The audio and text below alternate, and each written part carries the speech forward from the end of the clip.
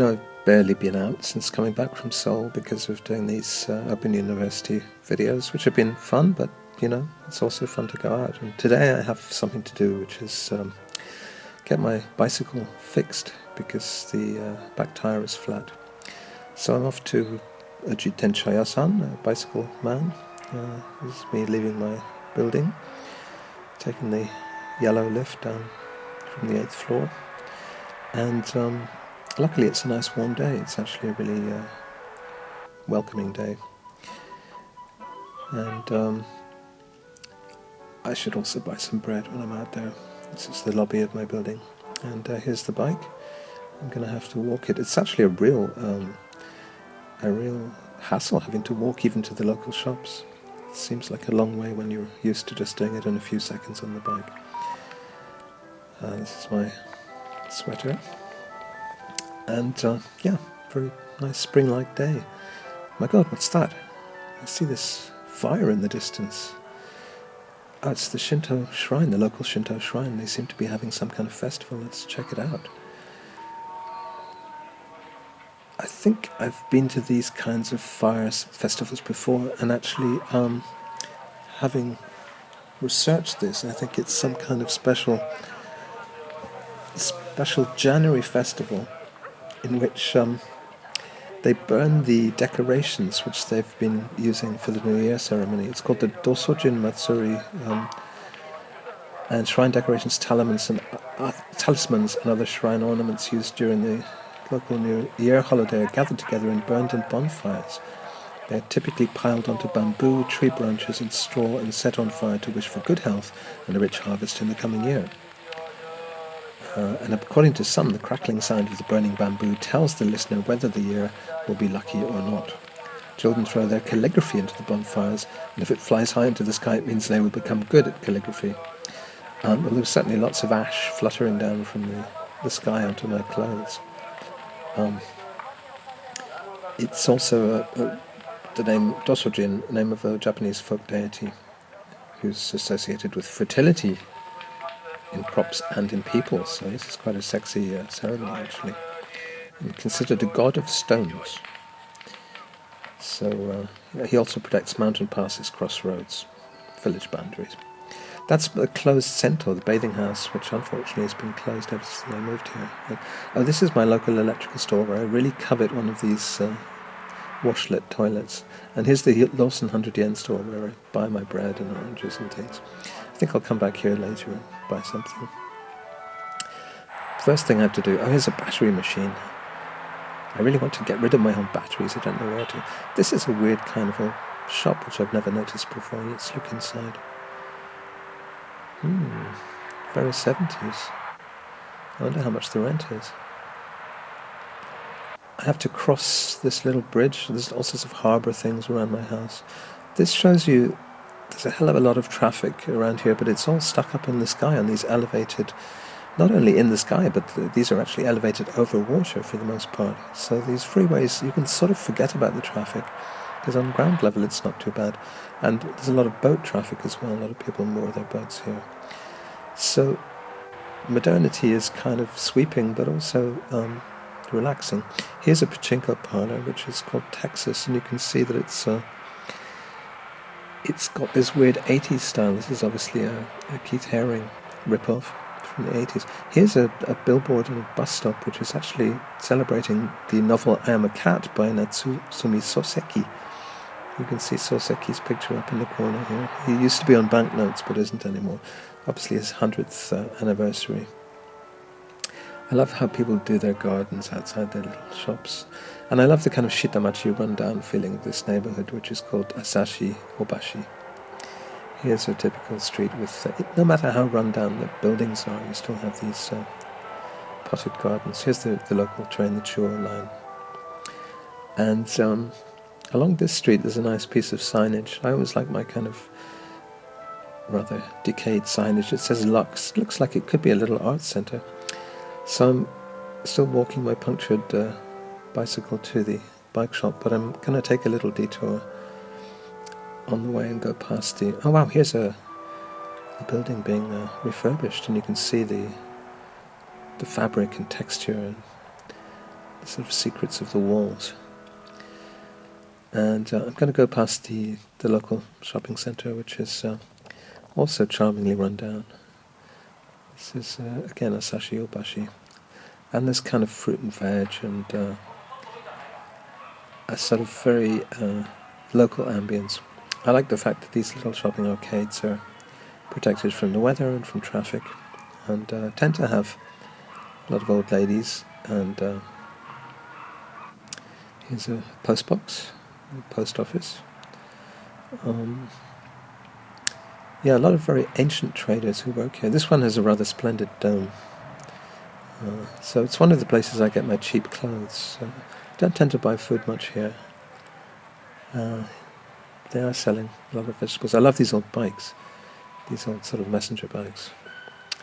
Mostly owned by shopkeepers, actually, for fruit and veg and stuff. So here is this is the main part of the arcade. Here's an old confectionery factory. Here's a typical old-style cafe, Japanese cafe, run by an old man called Hige. Another one across the road is rival.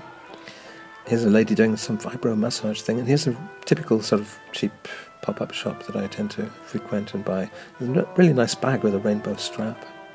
I tend to buy sort of clothes here, but these clothes don't really inspire me, to be honest. I just like sportswear. I do like the bags, though.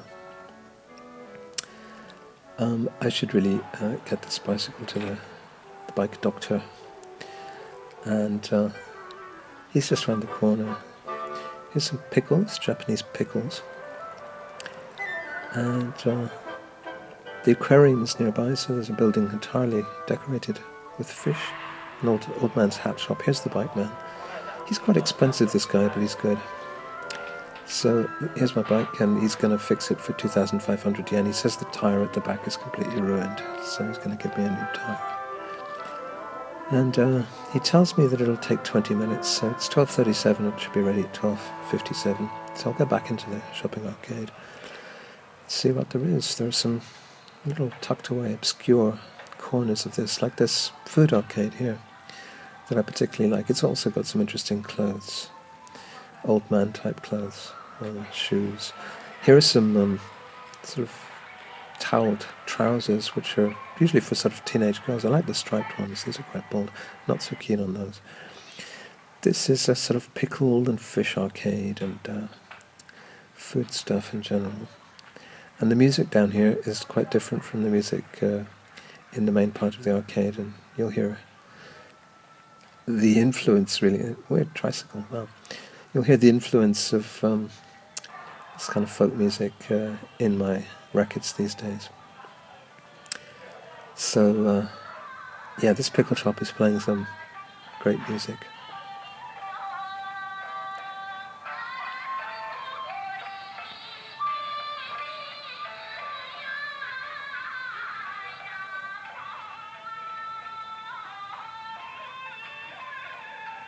So I'm a kind of human sponge. I just absorb this folk music that I hear when I'm out shopping, and re-release it as Momus records.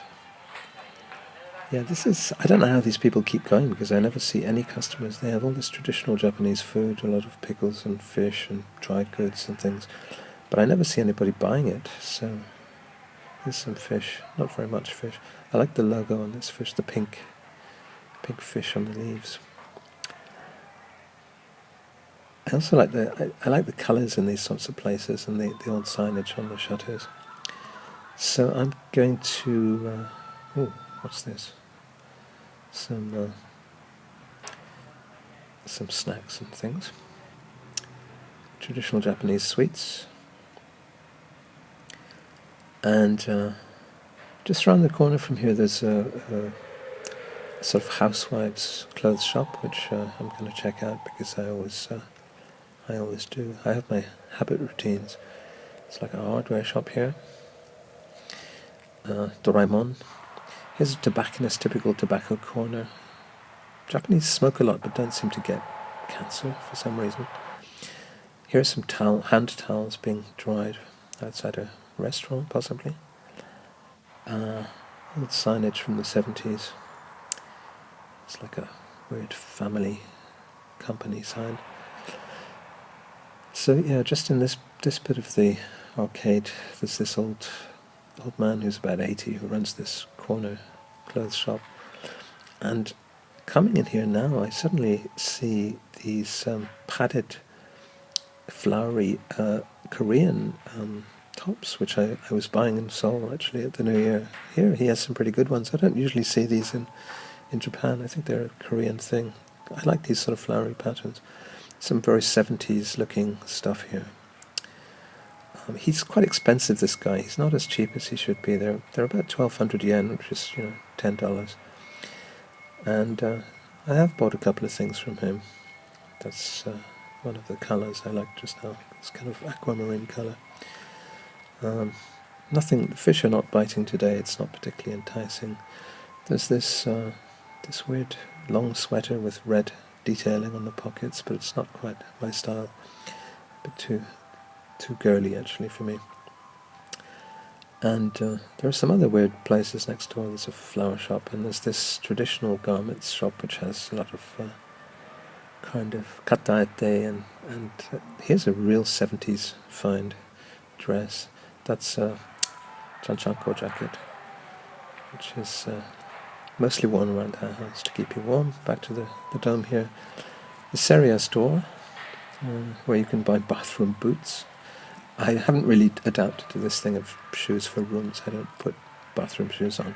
What I do buy here is little headphones, which are just 100 yen, very cheap. And I need to replace the last one I got, which doesn't work anymore. So just getting this for 100 yen. Paying with 5,000, which I always have to apologise for if I don't have the right change. She counts in English. It's a 5-meter long mono headphone. Here's a camera store, and I'm always interested in whether they have old cameras, especially Fujifilm, because that's the camera I use. Whether they have old models or weird models in the windows. But this one hardly has any cameras. It just has binoculars. But it does have one interesting camera, this Instax Mini 8, the Fujifilm instant Polaroid equivalent. Here's a pop-up shop selling socks. And next door to it is a cafe. Well, here's the supermarket actually. I buy yogurt occasionally in these supermarkets. There's a very expensive kind of thick corn syrupy yogurt, which I like, but I don't think they have it here. This is just the regular selection of yogurts, and then a bit further along they have this fruit-flavoured version of the regular yogurt. I like these glues, this sort of paper glue, which is in a weird yellow tube. And these are traditional snacks at the tills they're selling. I like the traditional wrappings and things. Here is some chocolate which is called Bacchus, the Greek god of grapes. Perhaps it's got grapes in it. The pop-up shop selling socks again. Nice sign. And here's Takara Cafe, which I occasionally have lunch in. Actually, I get curry lunches and coffee here. And I really like the 70s, the mixture of sort of 70s style and this Gothic style, which often cafes have in Japan. I love that display cabinet with the plants on the top and the fake food inside. So it's probably about time for me to go and... yeah, it is exactly time to go and pick up the bike. So I shall stroll back through the arcade. And here's a bakery. Let's see what they have. Bakeries, they always look like they have good bread, but it's all sweet stuff in Asia. They don't really do savoury bread in regular bakeries anyway. I like this sheeting. And that's the glimpse of the aquarium building. So back to the bike shop guy. Pay my 2,500 yen. It's about 25 bucks. It's quite expensive, but he did give me a new tire and inner tube as well. So it's really great to be riding the bike again. I can go at the usual speed I pass through this stuff at, which is bicycle speed. Taking care not to run people over. But everybody else is on bikes too. This is the preferred transport for city Japan. And just going back through the arcade, here's an old guy collecting boxes. This is the other side of the arcade. Listen to the trucks, the music of these trucks.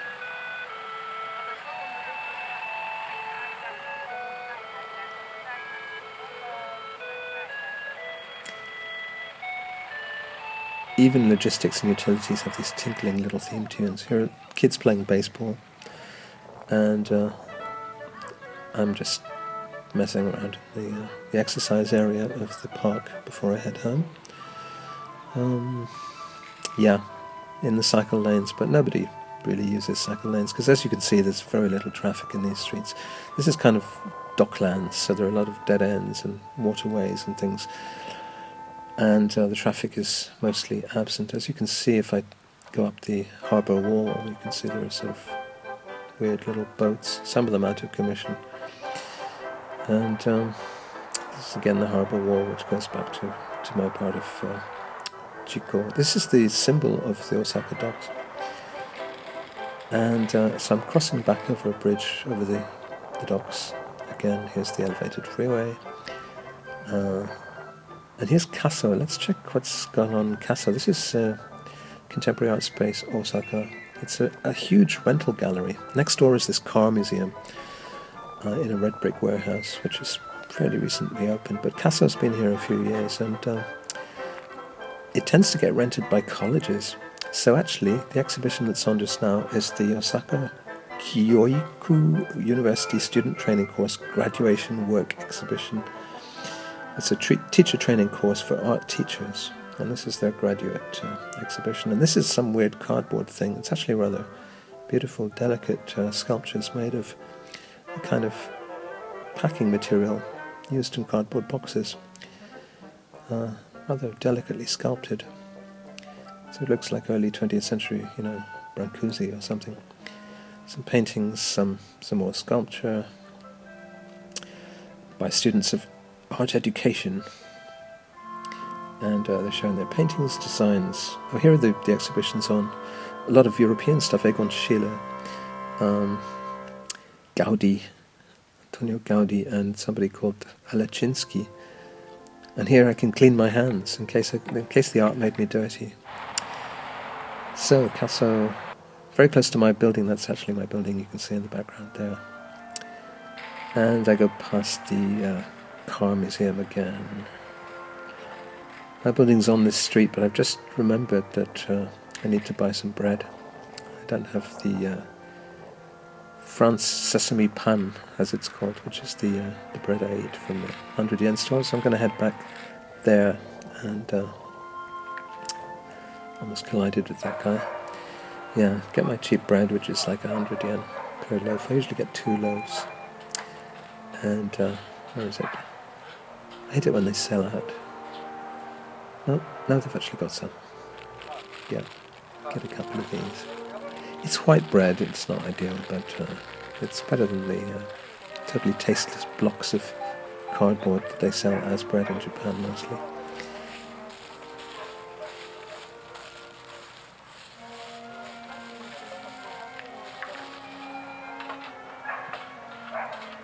Somebody's tied a dog up outside, which is making a bit of a noise.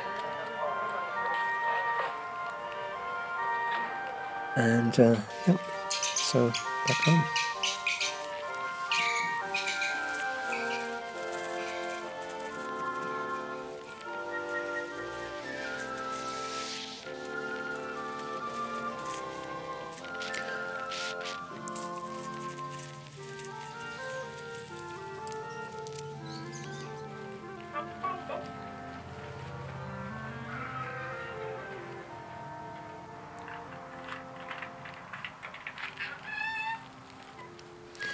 And the thing I mustn't forget to do is to throw the beans at the Setsubun devils. This is the time of year, coming up to anyway, the time of year in which you cast out devils. And anybody who's seen any of my videos will notice that there's a devil mask on a malfunctioning iMac computer from 2006. And I've got an external screen for it, but I put a devil mask on there, so I'm going to throw some beans at that now. And yeah. Thanks for watching.